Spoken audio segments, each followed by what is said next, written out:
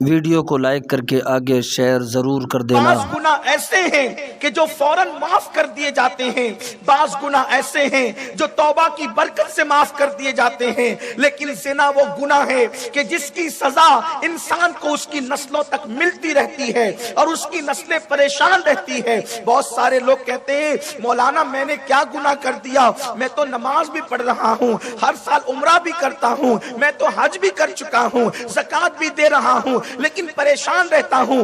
ممکن ہے اس کے خاندان میں اوپر اس کے باپ داداؤں نے کسی کی عصمت کو تار تار کیا تھا، جس کی نحوست آج تک ان کی اولاد کو پہنچ رہی ہے، اور اللہ اکبر ان کو بے چین اور بے قرار کر رہی ہے۔ کسی نے کہا تھا لمحوں کے گناہوں نے صدیوں کی سزا پائی، یہی معاملہ انسانوں کے ساتھ ہوتا ہے۔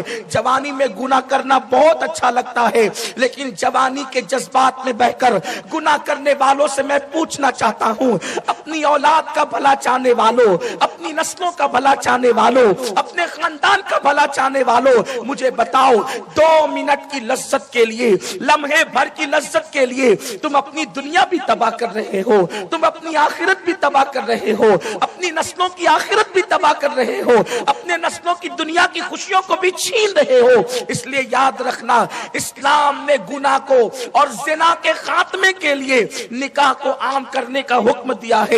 میرے آقا مصطفیٰ جان رحمت صلی اللہ علیہ وآلہ وسلم نے فرمایا نکاح کو اتنا آسان کر دو کہ زنا کرنا مشکل ہو جائے، نکاح کو عام کرو، نکاح کی کثرت کرو تاکہ زنا کا خاتمہ ہو جائے۔ مگر افسوس حالات کی ستم ظریفی، لوگوں کے ظلم، لوگوں نے نکاح میں ایسی رسومات کو قائم کر دیا، اب نکاح کرنا مشکل ہو گیا اور لوگوں کے لیے زنا کرنا آسان ہو گیا۔ اس کے ذمہ دار کہیں نہ کہیں ہم ضرور ہیں۔ میرے آقا صلی اللہ علیہ وسلم کے دیوانوں، میں نے بہت طویل گفتگو نہیں کرنا، جلدی سے اشارے دے کے آگے بڑھنا چاہتا ہوں تاکہ نکاح کی تقریب جلد سے جلد جو ہے تکمیل کو پہنچے اور آگے کا پروگرام آپ سماعت کر سکیں۔ وہ جوان اللہ کے رسول کے پاس کہتا ہے کہ یا رسول اللہ آپ مجھے زنا کرنے کی اجازت دیں۔ محفل میں جو صحابہ تھے وہ غصے میں آ گئے، کسی نے تلوار نکال لی، اس ظالم کی گردن اڑا دیں گے، اس نے ہمارے نبی سے ایسا سوال کیوں کیا؟ مگر قربان رحمت للعالمین کی، رحمت للعالمینی پر، حضور کے اخلاق پر، حضور کے کردار پر، حضور کی امت سے محبتوں پر، حضور کی امت سے شفقتوں پر، ہائے ہائے آنے والا زنا کی اجازت مانگتا ہے، لوگوں کی تلواریں نکل جاتی ہے، مگر اللہ کے رسول صلی اللہ علیہ وآلہ وسلم جس نے یہ پیغام دیا گناہ سے نفرت کرو، گناہ گار سے نفرت مت کرو، مرض سے نفرت کر سکتے ہو لیکن مریض سے نفرت مت کرو۔ اللہ کے حبیب غیب دا نبی ہم سب کے آقا و مولا، ہماری آنکھوں کی ٹھنڈک مصطفیٰ جان رحمت صلی اللہ علیہ وآلہ وسلم نے تلوار نکالنے والے صحابہ سے فرمایا یہ بات مجھ سے کرتا ہے، جذبات میں تم کیوں آتے ہو؟ اس کے بعد میرے نبی نے اس جوان سے کہا اے جوان کیا تو اس بات کو پسند کرتا ہے کہ کوئی تیری ماں کے ساتھ زنا کرے؟ اس نے بہت جذباتی کیفیت میں کہا، چونکہ ماں کی بات ہو رہی تھی، اس نے کہا نہیں یا رسول اللہ میں یہ پسند نہیں کرتا کہ کوئی میری ماں کے ساتھ زنا کرے۔ پھر میرے کریم آقا نے فرمایا کیا تو یہ پسند کرتا ہے کہ کوئی تیری بہن کے ساتھ زنا کرے؟ اس نے کہا نہیں یا رسول اللہ میں یہ بھی پسند نہیں کرتا۔ پھر میرے سرکار نے فرمایا تیری بیٹی اور تیری بیوی کے ساتھ کوئی زنا کرے کیا تو اس کو پسند کرے گا؟ تو اس نے کہا نہیں یا رسول اللہ۔ تو میرے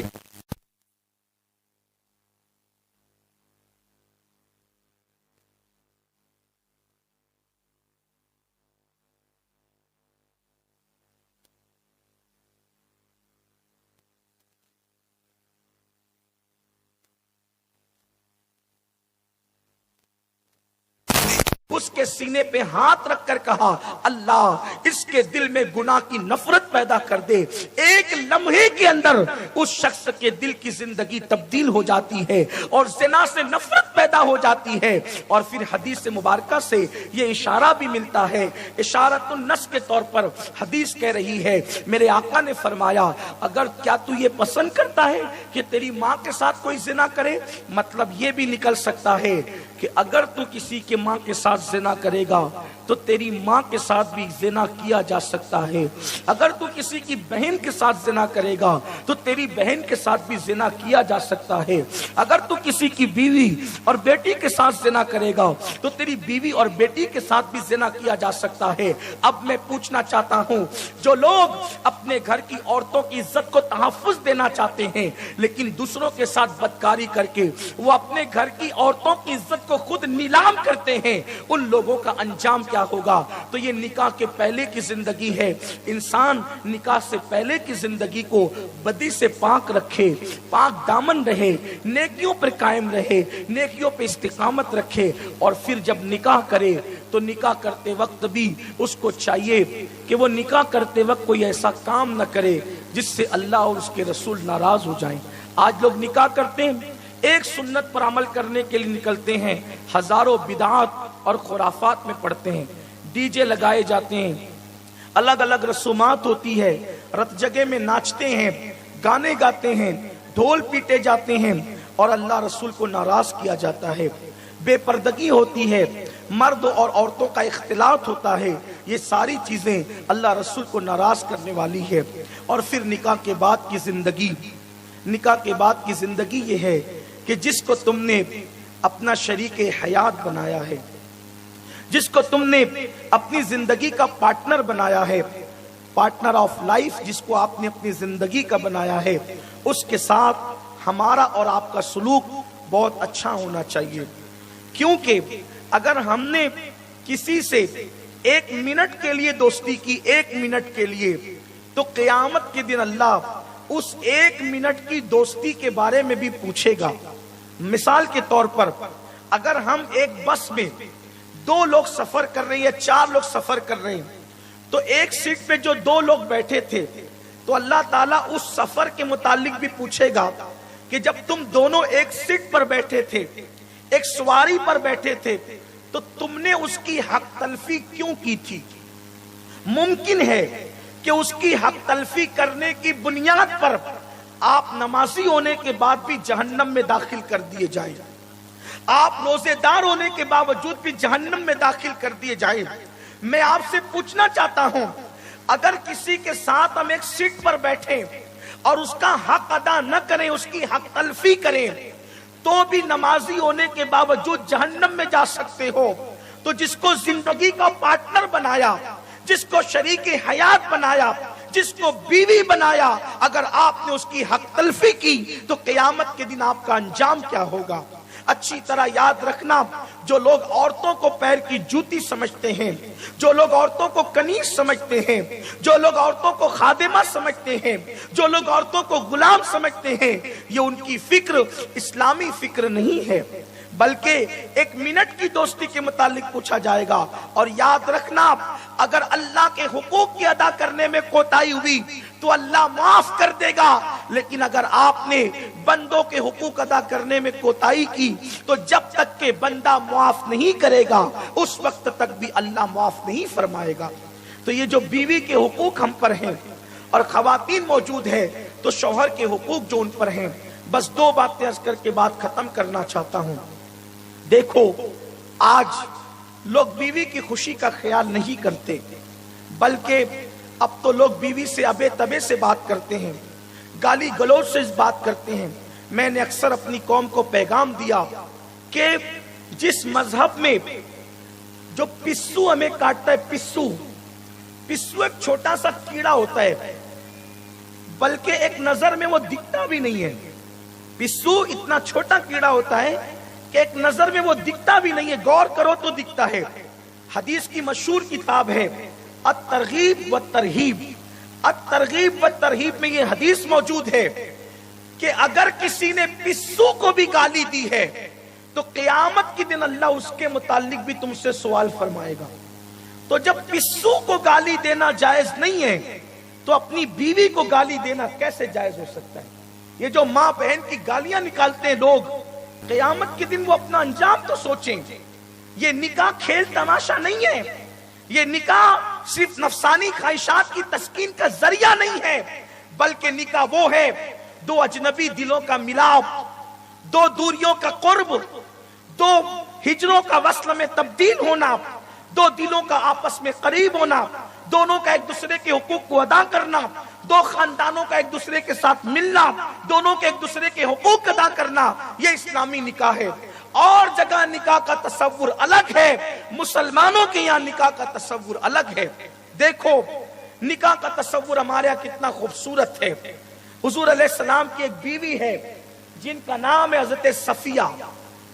ये हजरत सफिया एक यहूदी की बेटी थी। हजरत सफिया एक यहूदी की बेटी थी। एक जंग के मौके पर ये कनीज बनकर के हुजूर की बारगाह में आई। अल्लाह के रसूल अलैहिस्सलाम ने उनको आजाद कर दिया और वो बहुत खूबसूरत थी। हजरत सफिया के साथ हुजूर ने निकाह किया। अब जरा तवज्जो करना कि निकाह किस कदर एहतराम सिखाता है, निकाह कैसी मोहब्बतों की बातें बताता है। यहूदी की बेटी है वो, हजरत सैयदा सफिया उम्मुल मोमिनीन, हम सब की अम्मी जान। हुजूर ने निकाह किया तो चूंकि जंग हुई थी और जंग में काफिर यहूदी माले गनीमत छोड़ के भाग गए थे, तो सहाबा ने माले गनीमत पर कब्जा कर लिया था, उनकी बकरियों पर, उनके ऊंटों पर, उनके बर्तनों पर, उनके कपड़ों पर। लेकिन जब अल्लाह के रसूल ने हजरत सफिया से निकाह किया तो सहाबा ने कहा, आका हमारे माँ बाप आप पे कुर्बान। अब ये लोग यहूदी तो हैं लेकिन चूंकि इनका रिश्ता ससुराल के एतबार से आपसे जुड़ गया है, तो जिनका रिश्ता आपसे जुड़ जाए निकाह के बाद, अब उनका माल हम अपने कब्जे में नहीं रख सकते, हम उनका माल उनको लौटा देते हैं। देखो हालांकि वो मुसलमान नहीं हुए, सिर्फ रिश्ता जुड़ा है। निकाह के बाद के रिश्ते का एहतराम कितना है, लेकिन यहाँ तो कोई एहतराम ही नहीं है, इसलिए कि लोगों की जिंदगी के अंदर दीन नहीं है। फिर उसके बाद औरतों के हुकूक अदा नहीं करते। अल्लाह के रसूल अलैहिस्सलाम ने अपनी बीवियों के साथ सलूक कैसा किया, अपनी बीवियों के साथ सलूक कैसा किया, बहुत मशहूर सी हदीस पाक है। ईद का दिन था। ईद के दिन उस जमाने में हबशी लोग कुछ खेल और करतब दिखाने के लिए आते थे। जैसे कि हमारे यहाँ लोग बाना घुमाते हैं, या पहले घुमाते थे, अभी पता नहीं। फिर उसके बाद कुछ कुश्ती के वो करतब दिखाते थे, अभी का क्या हाल है नहीं पता। अभी तो सबकी छुट्टी हो गई, बाना भी गया, कुश्तियां भी गई, वर्जिश भी गई। अब सारी जगह जो है वो मोबाइल ने ले लिया है। अब मोबाइल से फुर्सत मिले तो दोस्तों को टाइम दें, मोबाइल से फुर्सत मिले तो बच्चों को टाइम दें, मोबाइल से फुर्सत मिले तो बीवी को टाइम दे, मोबाइल मोबाइल मोबाइल। अब तो हालात ये है कि आदमी सामने बैठा होता है और जनाब मोबाइल ही चेक करते रहते हैं। इंसान की अहमियत खत्म हो गई, मोबाइल की अहमियत बढ़ गई। मौलाए कायनात ने फरमाया चीजें इस्तेमाल के लिए होती है और इंसान मोहब्बत के लिए होता है। कायनात का निजाम में बिगाड़ उस वक्त पैदा होता है जब चीजों से मोहब्बत की जाती है और इंसान का इस्तेमाल किया जाता है। लोगों का हाल क्या हो गया है, लोग करीब बैठने वाले बैठे होते हैं और लोग मोबाइल में लगे होते हैं या फोन पर ही बात कर रहे होते हैं, एक दूसरे की अहमियत नहीं जानते।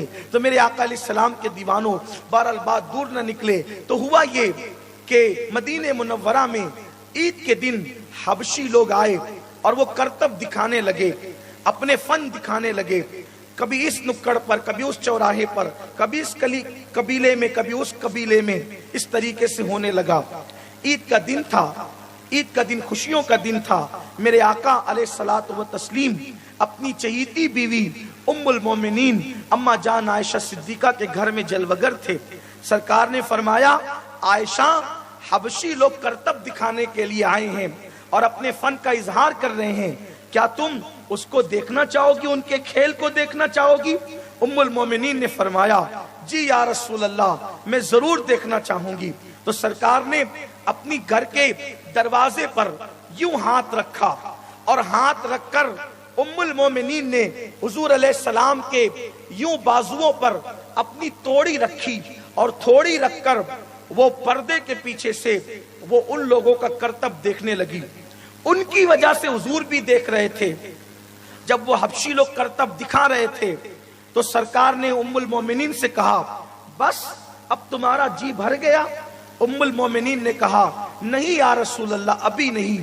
फिर हुजूर अलैहिस्सलाम ने उनको मौका दिया, फिर वो देखती रही। फिर उसके बाद फरमाया अब बस करें। अर्ज की नहीं या रसूल अल्लाह, अभी और देखना है। फिर मेरे आका अलैहिस्सलातु व तस्लीम थोड़ी देर तक और देखते रहे। उसके बाद उम्मुल मोमिनीन की तबीयत भर गई।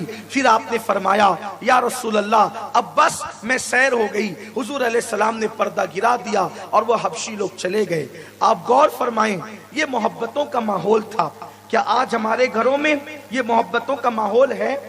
हम किसी से भी फोन पे बात करते हैं तो बिछ जाते हैं, नर्म हो जाते हैं, लेकिन घर से फोन आता है तो पता चल जाता है कि जनाब अपनी बीवी से बात कर रहे हैं। त्योरियां चढ़ जाती है, आवाज ऊंची हो जाती है, जबकि कुरान कहता है वक़ूलु क़ौलन सदीदा। अल्लाह फरमाते हैं मीठी मीठी बात करो, सीधी सीधी बात करो, प्यारी प्यारी बात करो। याद रखना, जिनकी जबानें मीठी नहीं हो सकती उनके दिल कैसे मीठे हो सकते हैं? जिनकी जबानें अच्छी नहीं हो सकती उनके दिल कैसे अच्छे हो सकते हैं? फरमाया गया हर आदमी अपनी जबान के पर्दे के पीछे में छुपा हुआ है।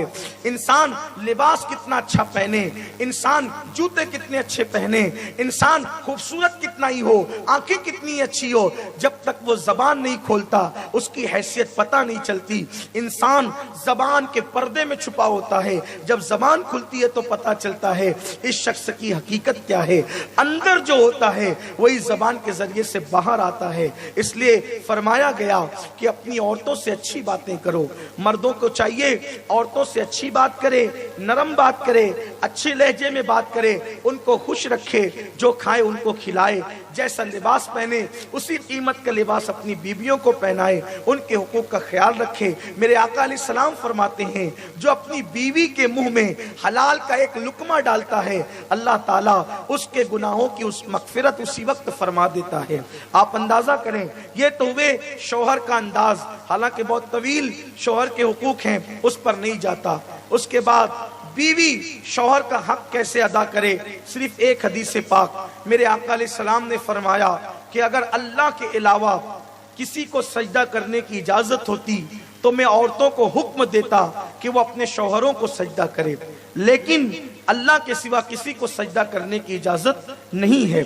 मेरे आका सल्लल्लाहु अलैहि वसल्लम ने फरमाया कि अगर किसी के शौहर के जिस्म में फोड़े निकल आए और उससे पीप बहने लगे और वो औरत उस पीप को अपनी जबान से चाट कर साफ करे तो भी वो अपने शौहर का हक अदा नहीं कर सकती। हालांकि जबान से पीप को चाट कर साफ करने की इजाजत नहीं है, ये सिर्फ हुकूक की अहमियत बताने के लिए एक मिसाल दी गई है।